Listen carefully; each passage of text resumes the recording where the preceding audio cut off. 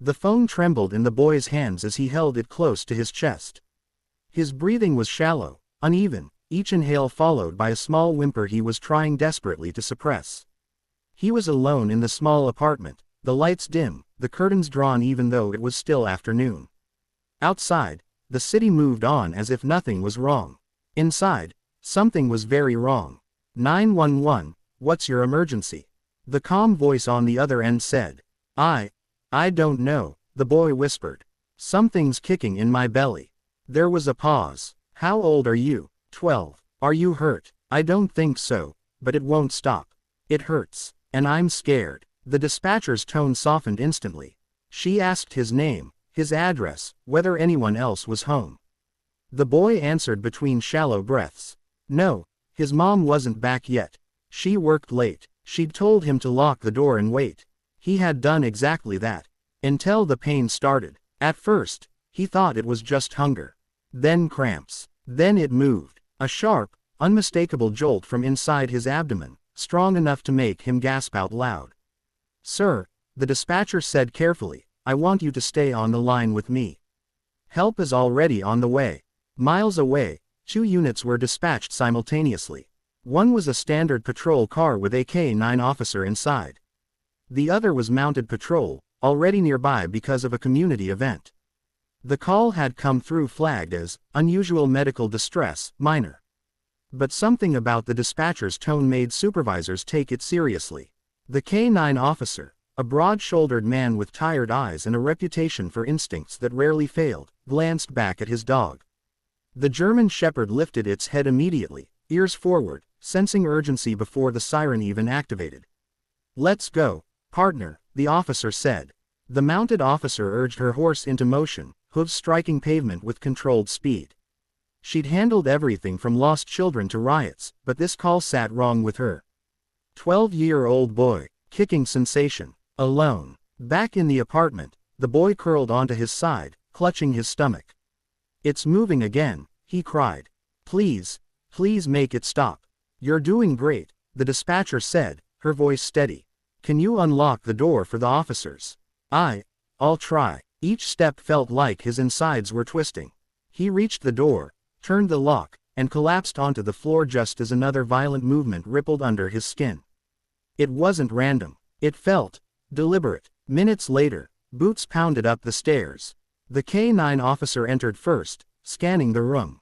The dog froze instantly, nose twitching, body stiff.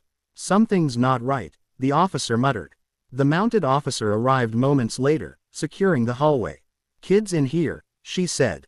They found the boy curled on the floor, pale, sweating, eyes wide with terror. Hey, buddy, the K-9 officer said gently, kneeling. I'm Officer Grant. You're safe now. The boy whimpered. It's still moving. Grant placed a hand lightly on the boy's abdomen, and pulled it back instantly. He felt it too, a clear, forceful movement from inside the boy's belly, pushing outward against the skin. The room went silent. The dog let out a low growl, stepping closer, nose hovering inches from the boy's stomach, confused but alert.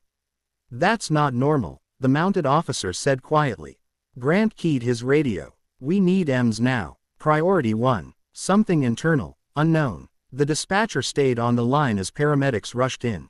The boy cried out as another powerful movement jolted through him, so strong it visibly shifted his shirt. What did he eat? A paramedic asked. Nothing unusual, the boy sobbed. Just cereal, I swear. They lifted him carefully, onto a stretcher. The dog refused to leave his side, whining softly, eyes fixed on the boy's abdomen as if tracking something alive. At the hospital, doctors moved fast. Scans were ordered immediately. The K-9 officer and mounted officer stayed, standing quietly outside the room. They'd both seen horrific things in their careers. Neither could remember anything like this. When the doctor returned, his face was grim. There's a mass, he said. But it's not a tumor. It's moving. The room went cold. Emergency surgery was scheduled immediately. The boy was sedated, rushed into the operating room. Hours passed. No one spoke much. The dog lay at Grant's feet, unusually restless, pacing every few minutes. Finally, a surgeon emerged.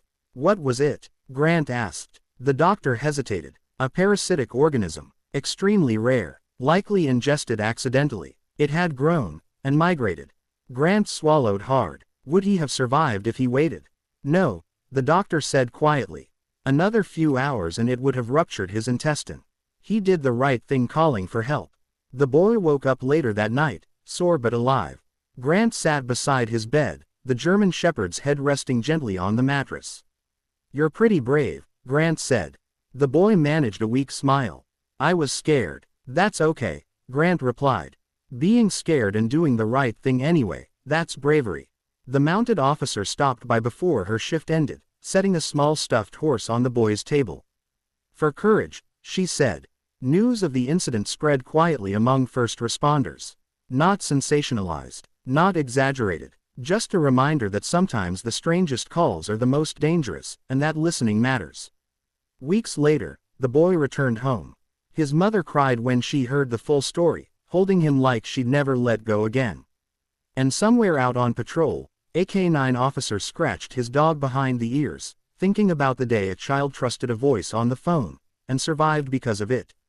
Because sometimes, a small voice asking for help is the bravest sound of all.